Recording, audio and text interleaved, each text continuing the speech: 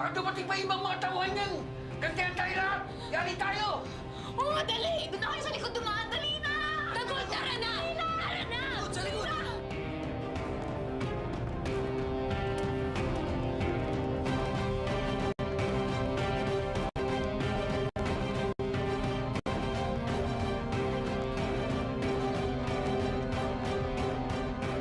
Ito naman na may kasalanan eh. Kaya ginawa sa'yo ni Tanggol yan. Kung ganyan din naman ang ugali mo, babalik ko na lang sa'yo yung pera mo. Ano? Ano nangyari? Sino may gawa sa inyo yan?